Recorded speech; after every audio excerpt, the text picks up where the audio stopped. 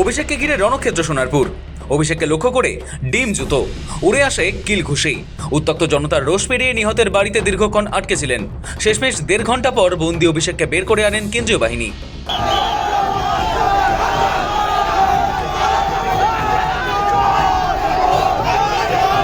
শনিবার ভোট পরবর্তী হিংসায় আক্রান্তদের দেখতে গিয়ে নিজেই আক্রান্ত তৃণমূলের সর্বভারতীয় সাধারণ সম্পাদক অভিষেক বন্দ্যোপাধ্যায় 4 চাকার গাড়ি নয় 2 চাকার বাইকে করে সোনারপুর যাচ্ছিলেন তিনি। কিন্তু নিহত তৃণমূল কর্মীর বাড়িতে ঢোকার মুখে তার গায়ে হাত তোলেন বিক্ষোভকারীরা। এলোপাথারি চড় ঘুষি মারা হয় অভিষেকের মাথায়, ঘাড়ে, গায়ে।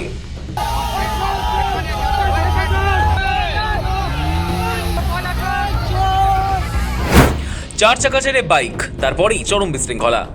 রাস্তায় তীব্র বিক্ষোভের জেরে একসময় নিজের 4 চাকা গাড়ি ছেড়ে একটি মোটর বাইকে চড়ে বসেন অভিষেক, কিন্তু তাতেও পরিস্থিতি নিয়ন্ত্রণে আসেনি। অভিযোগ, বিক্ষোভকারীরা তার গতিপথ আটকে গাড়ি ধাওয়া করতে শুরু করে এবং এক পর্যায়ে সরাসরি শারীরিক হেনস্থা করা হয় তৃণমূল নেতাকে। এই চরম উত্তেজনাকর পরিস্থিতির মধ্যেই নিজের মাথা বাঁচাতে তড়িঘড়ি একটি ক্রিকেট হেলমেট পরে নেন তিনি। তবে তাতেও কাজ হয়নি। ভিড়ের মধ্যে থেকেই অভিষেককে লক্ষ্য করে দেদার জুতো এবং ডিম ছোড়া হতে থাকে। ছিঁড়ে দেওয়া হয় তার পরনে সাদা শার্টের বোতাম, ভেঙে ফেলা হয় চোখের চশমাও। চারপাশ থেকে ধেয়ে আসে চোর চোর স্লোগান।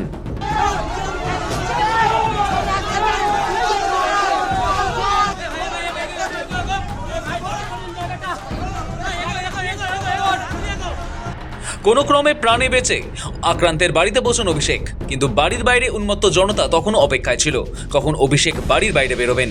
ফলে আবারও তার উপর হামলার আশঙ্কা ছিল। সেই আশঙ্কা থেকেই সোনারপুরের আইসিকে ফোন করেন অভিষেকের অসহায় নিরাপত্তারক্ষী।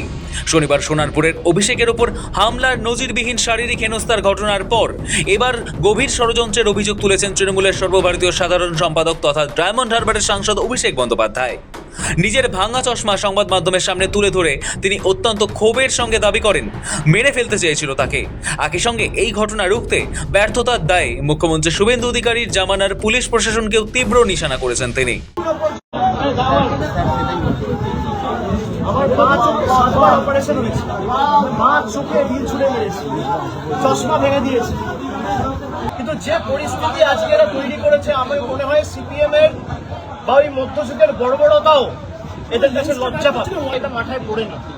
আপনি দেখুন আমার জামা কাপড়ের অবস্থা, 15 বছর চশমা ভেঙে দিয়েছে, ঘড়ি টড়ি প্রায় একদম ছিঁড়ে সব ছিঁড়ে দিয়েছে।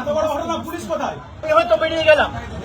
এই যে সঞ্জুর বৃদ্ধ বাবা মা, তার উপর তো চড়াও হবে এই ছেলেগুলো, এই বখাটে ছেলেগুলো, যাদের পেটে ঘুষি মারলে কখা কখা বেরোবে না।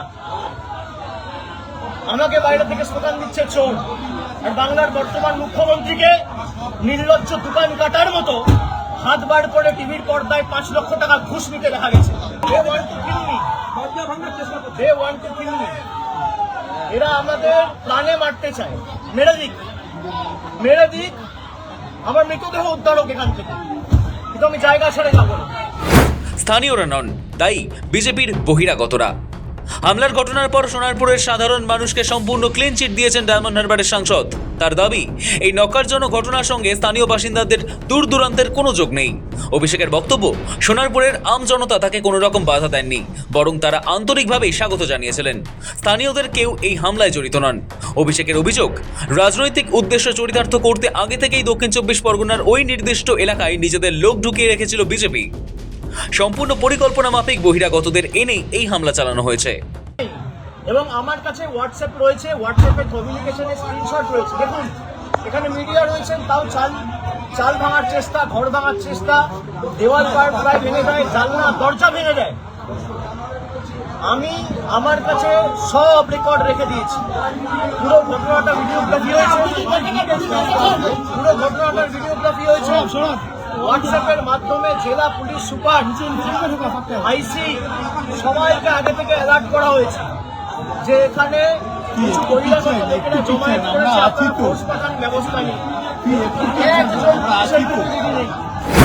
তৃণমূল জামানার হিংসার উদাহরণ টেনেছেন শ্রমিক। এই হাই ভোল্টেজ কাণ্ড নিয়ে এবার মুখ খুলেছে পদ্ম শিবির। বিজেপির রাজ্য সভাপতি শ্রমিক ভট্টাচার্য তৃণমূল জামানার হিংসার উদাহরণ টেনে তিনি অতীত মনে করিয়ে দিয়েছেন। শ্রমিক বলেছেন, এখন যদি তৃণমূল রাজ্যে ক্ষমতায় আসতো তাহলে বিজেপির 500 থেকে 600 কর্মী খুন হয়ে যেত। এসব ব্যাপারের মধ্যে বিজেপি নেই, আর এগুলো কোনো সুস্থ সমাজে কাম্য নয়। এই নির্বাচনের ফলাফল প্রমাণ করে দিয়েছে ঔদ্ধত্য এবং একদলীয় একচেটিয়া একাধিপত্যবাদ দীর্ঘদিন চলতে পারে না। কারোর ক্ষোভ থাকতে পারে, বিদ্বেষ থাকতে পারে, কিন্তু এ ধরনের ঘটনা যারা ঘটাচ্ছেন এটা সুস্থ স্বাভাবিক গণতান্ত্রিক সমাজে কাম্য নয়। সেটা কেন নেই পুলিশ, সে তো আমি বলতে পারি না, আমি তো দলের প্রতিনিধি। সেটা পশ্চিমবঙ্গ রাজ্য সরকার বলতে পারবেন, কারণ বিরোধী দলনেতা শুভেন্দু অধিকারীকে গাড়ির মধ্যে জীবন্ত পুড়িয়ে দেওয়ার চেষ্টা হয়েছিল উত্তরবঙ্গে।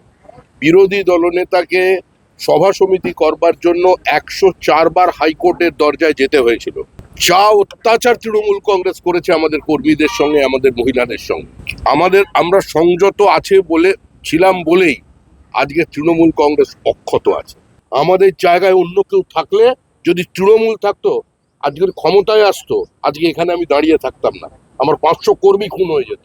আর যদি কংগ্রেস বা সিপিআইএম হতো, তাহলে আজকে যিনি বলেছেন বিবৃতি দেওয়ার অবস্থা থাকতেন না। অভিষেককেই বিঁধেছে বামেরা। এদিকে সোনারপুরের ঘটনা নিয়ে তৃণমূল এবং অভিষেক বন্দ্যোপাধ্যায়কে সমানে সমানে বিঁধেছে সিপিএম এর রাজ্য সম্পাদক মোহাম্মদ সেলিম। তার কথায় উঠে এসেছে অভিষেকের পুরনো হুঙ্কারের প্রসঙ্গ। অন্যায় করেছে আমরা জানি, দুর্বৃত্তরা জানি, চোর জোচ্চোর কাটমানি, কিন্তু এই যে সাময়িক যে উত্তেজনার আগুন পোহাতে হচ্ছে, সেটা তো আমরা দেখেছিলাম 19-এ জেতার পরেও, কয়েকটা আসন পাওয়ার পরে কাটমানি নিয়ে এরকম অনেক হইচই করা ছিল। তারপরে আর 6 বছর ধরে কিচ্ছু হয়নি। ঘরের টাকা নিয়ে হোক, 100 দিনের কাজের টাকা নিয়ে হোক, যে দুর্নীতি হয়েছে, আমরা বারবার বলি যে টাকা লুট করেছে সেখানে দাঁড়িয়ে সেগুলোকে ফেরত দিতে হবে, সাধারণ মানুষের টাকা। কিন্তু তার বদলে কোথাও কাউকে হাফ প্যান্ট পরিয়ে, কাউকে আন্ডার প্যান্ট পরিয়ে, আর পুলিশের এরকম দরদাস হয়েছে। যা তৃণমূলের নেতৃত্বে করেছে এখন তাই বিজেপি সবাই করছে। অভিষেক ব্যানার্জি ঘরে ঢুকে গিয়েছিল, ভয়ে কুকুরে গিয়েছিল। মানুষের ঘৃণা আছে, রাগ আছে, ক্ষোভ আছে, কিন্তু এই যে পচা ডিম ছড়া হবে, চোর চোর বলে চিৎকার করা হবে, আসলে যে তৃণমূল গুরুত্ব হারিয়েছে তাকে আবার গুরুত্বপূর্ণ করার চেষ্টা করা হচ্ছে, কারণ আরএসএস বলে দিয়েছে। একদিকে বিজেপির জনরোষের তত্ত্ব, আর অন্যদিকে সিপিএম এর গণতন্ত্রের শিক্ষা। সোনারপুরের এই ধুন্ধুমার কাণ্ডকে কেন্দ্র করে যে 26-এর ভোটের পর ফের একবার বঙ্গ রাজনীতিতে যুদ্ধংদেহী পরিস্থিতি তৈরি হলো। সোনারপুরে অভিষেক আক্রান্ত, সরব মমতা। ঘটনায় ক্ষোভে ফেটে পড়েছেন প্রাক্তন মুখ্যমন্ত্রী তথা তৃণমূল সুপ্রিমো মমতা বন্দ্যোপাধ্যায়। সোশ্যাল মিডিয়ায় ঘটনার ভিডিও পোস্ট করে তিনি লিখেছেন, শাসকই এখন ঘাতক। এদিকে তৃণমূল কংগ্রেসের পক্ষ থেকে এই ঘটনার সম্পর্কে বলা হয়েছে, তীব্র বিক্ষোভ, হামলার অভিযোগ এবং উত্তপ্ত রাজনৈতিক পরিস্থিতির মধ্যেও নিহত তৃণমূল কর্মী সঞ্জু কর্মকারের পরিবারের পাশে থাকার সিদ্ধান্ত থেকে এক চুলো সরেনি অভিষেক বন্দ্যোপাধ্যায়। পরিস্থিতি যতই প্রতিকূল হোক না কেন, শোকস্তব্ধ পরিবারের পাশে দাঁড়ানোর অঙ্গীকার থেকে সরে আসেননি। শনিবার সোনারপুর থেকে বেরিয়ে শহরের এক বেসরকারি হাসপাতালে চিকিৎসার জন্য যান অভিষেক। তাকে দেখতে চান মমতা বন্দ্যোপাধ্যায়। প্রাথমিক চিকিৎসার পর হাসপাতাল থেকে বের করা হয় অভিষেককে। নিজের গাড়িতেই তাকে সঙ্গে নিয়ে অন্য হাসপাতালে যান মমতা বন্দ্যোপাধ্যায়। জানান, এখানে ট্রিটমেন্ট হচ্ছে না। আমরা এখান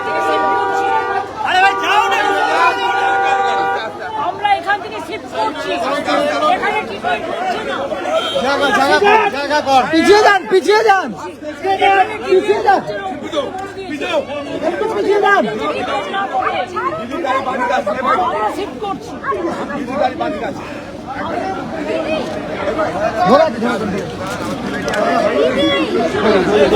সরব কংগ্রেস সভাপতি, বিজেপিকে তোপ অখিলেশের। সোনারপুরের তৃণমূল সাংসদ অভিষেক বন্দ্যোপাধ্যায়কে যেভাবে মারধর করে চশমা ঘড়ি ছিঁড়ে দেওয়া হয়, তাতে প্রতিক্রিয়া গোটা দেশ জুড়ে। সমাজবাদী পার্টির প্রধান অখিলেশ যাদব দাবি করেন, তৃণমূল কংগ্রেসের গুরুত্বপূর্ণ নেতা অভিষেক বন্দ্যোপাধ্যায়ের উপর পরিকল্পনা মাফিক হামলা চালিয়ে বাংলার নৈরাজ্যের শাসক বিজেপি প্রমাণ করে দিল যে বিজেপি শুধুমাত্র ঘৃণার, হিংসার, নেতিবাচক রাজনীতি করতেই সক্ষম। এই স্পর্শকাতর সময়ে পুলিশের অনুপস্থিতি একটা গভীর ষড়যন্ত্রের ইঙ্গিত দিচ্ছে।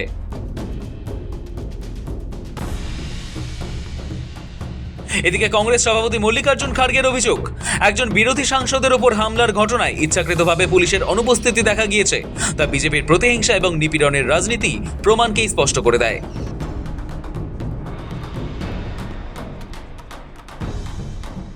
সোনারপুরের ঘটনার পর তৃণমূলের তরফে বিজেপির বিরুদ্ধে সরাসরি অভিযোগ তোলা হয়েছে। দলের দাবি, যারা বিক্ষোভ ও অশান্তির পরিবেশ তৈরি করেছিলেন তাদের পেছনে বিজেপি সমর্থিত দুষ্কৃতীদের ভূমিকা রয়েছে। যদিও এই অভিযোগ নিয়ে বিরোধী শিবিরের তরফে আলাদা প্রতিক্রিয়া সামনে এসেছে। মুখ্যমন্ত্রী শুভেন্দু অধিকারীকেও নিশানা করেছে তৃণমূল। অভিষেক বন্দ্যোপাধ্যায়কে যেভাবে সোনারপুরে সংগঠিত, পরিকল্পিত এবং চক্রান্তমূলক হামলার মুখে পড়তে হলো তা অত্যন্ত নিন্দনীয়। কোথায় ছিল পুলিশ, কোথায় ছিল প্রশাসন? যখন তিনি যাচ্ছেন, একজন সাংসদ আগাম জানিয়ে দিয়ে কার উপর হামলা হচ্ছে একজন সাংসদের উপর, একটি দলের সর্বভারতীয় সাধারণ সম্পাদকের উপর, এবং যিনি একজন দক্ষ সাংসদ বলে প্রমাণিত, এবং দেশের একটা খুব প্রয়োজনের সময় যখন সারা পৃথিবীতে বিভিন্ন সাংসদদের প্রতিনিধি দল পাঠানো হচ্ছে, তখন যিনি তার অন্যতম মুখ ছিলেন, দেশের অন্যতম মুখ ছিলেন, সেই অভিষেক বন্দ্যোপাধ্যায়কে যেভাবে নিগ্রহ করা হয়েছে, ঠান্ডা মাথায় করা হচ্ছে, এটা হচ্ছেটা কি? বন্দ্যোপাধ্যায়কে আক্রমণ করে বাংলায় কি ধরনের আইনের শাসনের কথা বলছে বিজেপি, সেটা জনসমক্ষে এসে গিয়েছে। পাশাপাশি আমরা আশাবাদী যে এতদিন যাকে শুধুমাত্র মমতা বন্দ্যোপাধ্যায়ের ভাইপো বলে তকমা দেওয়া হতো, আজ তাকে আক্রমণ করে তার পুনর্জন্ম দিল ভারতীয় জনতা পার্টি। এবং অভিষেক বন্দ্যোপাধ্যায় তার স্নায়ুযুদ্ধে আজকের দিনটিকে যদি অতিক্রম করে আসতে পারেন, তার নমুনা আমরা এখনই দেখতে পাচ্ছি, তার ইঙ্গিত দেখতে পাচ্ছি। তাহলে আজ থেকে অভিষেক বন্দ্যোপাধ্যায়ের এবং তৃণমূল কংগ্রেসের আর একটা নতুন অধ্যায়ের শুরু হলো। আমরা তৃণমূল কংগ্রেসের যারা সৈনিক, সোনারপুরের ঘটনাকে ঘিরে রাজ্যের রাজনৈতিক মহলে নতুন করে বিতর্ক শুরু হয়েছে। ভোট পরবর্তী হিংসা, রাজনৈতিক সংঘাত এবং বিরোধী শাসক সংঘর্ষের মাঝে এবার সোনারপুরের ঘটনা পশ্চিমবঙ্গের রাজনৈতিক আলোচনার কেন্দ্রবিন্দুতে উঠে এসেছে। জাহিদ মিস্ত্রি ও সৌভিক সান্যালের রিপোর্ট, সময় কলকাতা।